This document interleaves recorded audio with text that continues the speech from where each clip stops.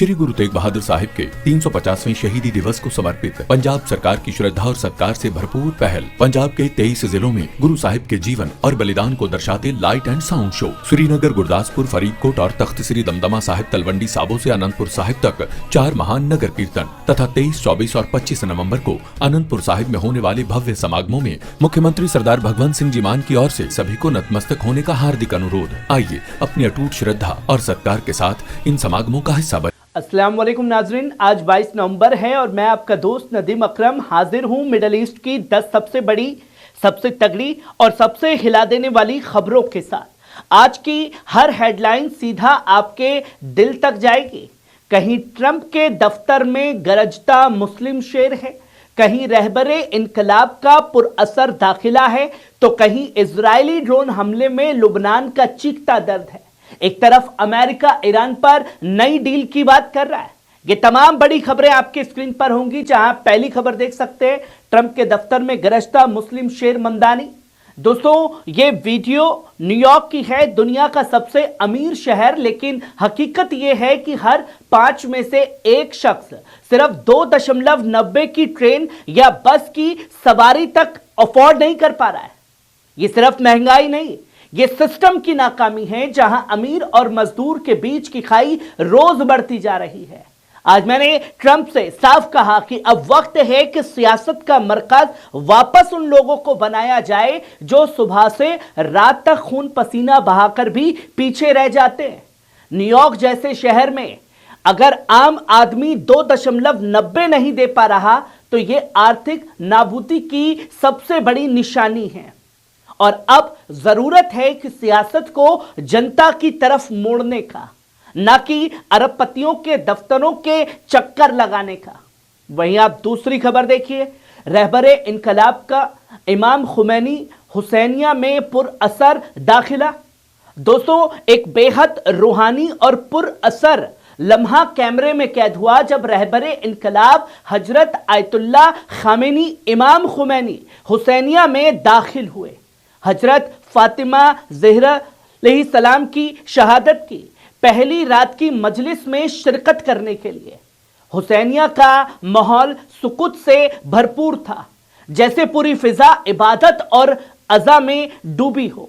लोग खड़े होकर खामोशी में सलाम पेश कर रहे थे और रहबर का हर कदम इज्जत, शर्फ और अदब की निशानी महसूस हो रहा था। यह फुटेज सिर्फ एक दाखिला नहीं है, ये उम्मत को ये याद दिलाता है कि अहते बैत की याद, उनकी मोहब्बत, उनका दर्द आज भी हमारे दिलों का मरकज है। वहीं आप तीसरी खबर देखिए, दक्षिण लुबनान के फरून में इजरायली ड्रोन हमला। दोस्तों, ये तस्वीर दक्षिण लुबनान के फरून कस्बे की है, जहां एक इजरायली ड्रोन हमले ने एक सिविलियन गाड़ी को निशाना बनाया। मौके की यह तस्वीर बारूद की महक, जली हुई गाड़ी और अफरा तफरी में भागते लोग सब कुछ बता रहा है कि यह हमला किस कदर खतरनाक था। एक शख्स के मारे जाने की रिपोर्ट है और कई लोग सहमे हुए हैं, क्योंकि हमला किसी फौजी ठिकाने पर नहीं, सीधे आम लोगों पर किया गया। लुबनान की सरहदों पर इजराइल की ये लगातार जंगजू हरकतें पूरे इलाके को एक बार फिर जंग की आग की तरफ धकेल रही है। यह हमला याद दिलाता है कि जंग कभी सिर्फ फौज पर नहीं, सीधा गरीब बेगुनाह आम लोगों पर गिरती है। वहीं आप चौथी खबर देखिए, ट्रंप का नया दावा, ईरान सौदा करना चाहता है। अमेरिका ने फिर समझौते की बात छेड़ी है। दोस्तों, अमेरिकी सदर डोनाल्ड ट्रंप ने एक बार फिर ईरान को लेकर बड़ा बयान दिया है और हर बार की तरह एक नया झूठ। ट्रंप का कहना है कि ईरान समझौता करना चाहता है, मेरे सामने गिड़गिड़ा रहा है और शायद हम उनके साथ डील कर लेंगे। अब सवाल यह है, क्या वाकई ईरान झुक रहा है या यह सिर्फ अमेरिकी सियासत का एक नया प्रोपागेंडा है? क्योंकि हकीकत यह है कि पिछले कई सालों से अमेरिका ने ही ईरान पर पाबंदियों, धमकियों और दबाव की सियासत चलाई है। ट्रंप का यह बयान मिडल ईस्ट में नई हलचल पैदा करता है। क्या जंग रुकने की कोई उम्मीद है? या फिर यह भी सिर्फ चुनावी बयानबाजी है? ये आने वाले दिनों में साफ होगा। लेकिन इतना तय है कि ईरान अपनी इज्जत और मुकाम पर कभी सस्ता सौदा नहीं करने वाला। वहीं आप पांचवी खबर देखिए, बांग्लादेश में 5.7 का जलजला।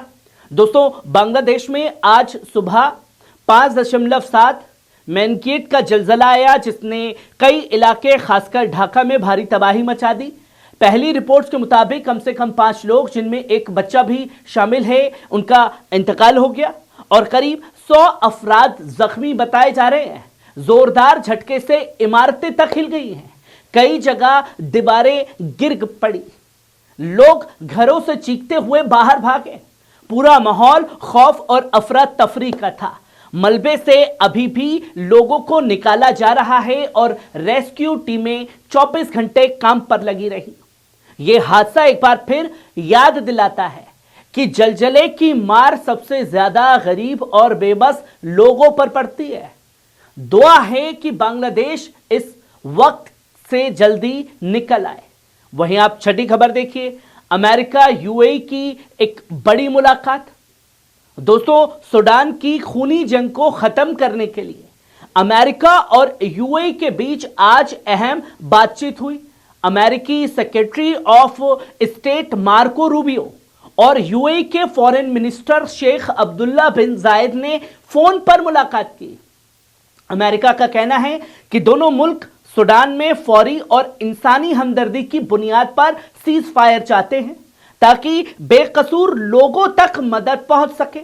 यूएई के बयान में कहा गया है कि सूडान की अफसोसनाक सूरत हाल एक तुरंत और बिना शर्त जंगबंदी का तलबगार है।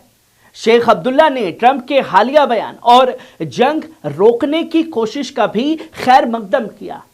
खबर यह भी है कि ट्रंप ने सूडान की जंग पर कम सऊदी क्राउन प्रिंस बिन सलमान की पर्सनल रिक्वेस्ट पर शुरू किया है।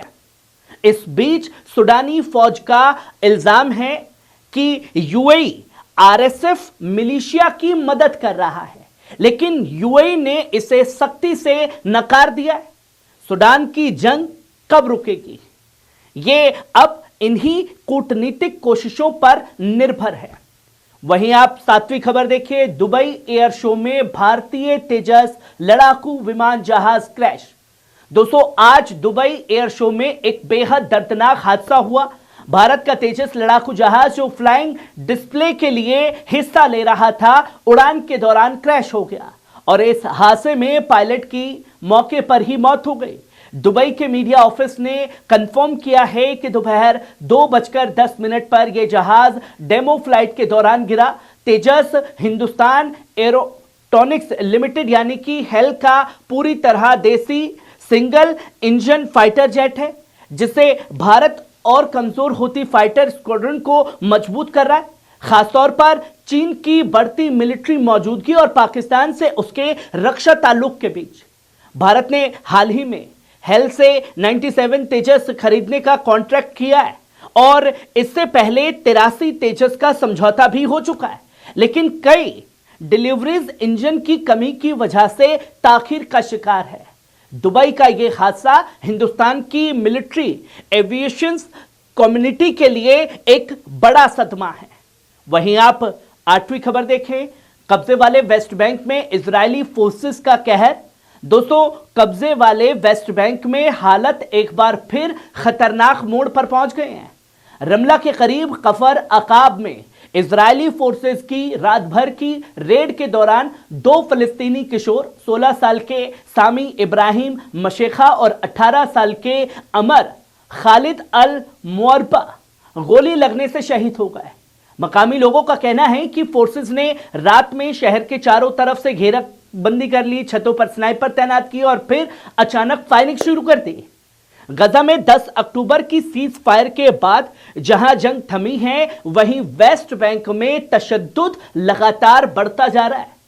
सख्त मिलिट्री पाबंदियां और बस्ती परस्तों के हमले खुले आम जारी हैं। हुवारा और अबू फला में बस्ती परस्तों ने रात में घरों को आग के हवाले कर दिया। इजरायली फोर्सेस ने बस इतना कहा है कि संदिग्धों की तलाश की जा रही है, लेकिन कोई गिरफ्तारी नहीं हुई है।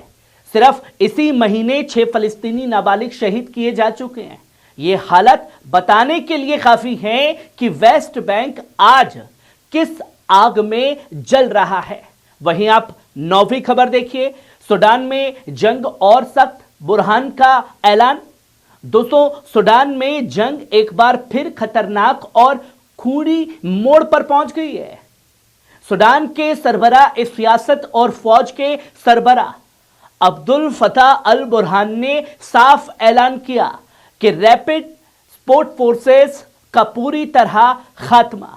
उनके फौज का एक ही मकसद है। बुरहान हाल के दिन में जंगज़दा इलाकों में दौरे पर है, दुरमान से लेकर वादी अल नाइल तक, जहां उन्होंने आम लोगों को भी हथियार उठाने की अपील की है। लेकिन दूसरी तरफ जुनूब कुर्दुफान में हालत बेहद अफसोसनाक है। सूडानी डॉक्टरों की रिपोर्ट के मुताबिक पिछले 30 दिनों में कम से कम 23 बच्चे भूख, कुपोषण और दवाइयों की कमी से जान गंवा चुके हैं। 2 शहर दुंदुक और कादुगली आरएसएफ की घेराबंदी में फंसे हैं और हजारों लोगों की जिंदगी खतरे में है। डॉक्टरों ने साफ कहा है कि यह हसार यानी कि ब्लॉकेड अंतर्राष्ट्रीय इंसानी कानून की खुली खिल्ली है और उन्होंने यूएन से फौरी इंसानी राहत और सुरक्षित राहदारियां खोलने की भी अपील की है। वहीं आप आखिरी और 10वीं खबर देखिए, महातिर मोहम्मद की 100 साल की कहानी। दोस्तों, मलेशिया के साबिक वजीर आजम महातिर मोहम्मद आज 100 साल के हो गए हैं और अल जजीरा ने उनकी जिंदगी पर पुराना तफसीली रिपोर्ट दिया है, फिर से जारी किया है। महातिर की शख्सियत हमेशा बहस और इल्जामात के घेरे में रही। कभी कहा गया कि वो असली मलय नहीं, कभी कहा गया कि उनके वालिद हिंदू थे जिन्होंने शादी के लिए इस्लाम कबूल किया। हर बार जब वो सियासत की सीढ़ियां चढ़ते, ये बहस फिर गर्म हो जाती। 2003 में जब वो पहली बार सत्ता छोड़कर गए, उम्र 78 की थी, तो दुनिया ने सोचा अब उनका सफर पूरा हुआ। लेकिन नहीं, महातिर फिर लौटे और इस बार रोशनी इतनी तेज थी कि उनकी कमजोरियां भी सामने आने लगी। ये हकीकत कोई नहीं झुठला सकता कि किस्मत ने भी उनका खुलकर साथ दिया और उन्होंने मलेशिया को एक नए दौर की तरक्की की तरफ ले जाया। एक बागी, एक मौजू मुतहरिक दिमाग और एक ऐसा कायद जिसने अपने दम पर मुल्क की किस्मत बदल डाली। यह है महातिर की असली दास्तान। नाज़रीन, ये थी मिडल ईस्ट की 10 सबसे बड़ी अहम खबरें। आपको कैसी लगी कमेंट बॉक्स में आकर के अपनी राय जरूर दीजिएगा। शुक्रिया।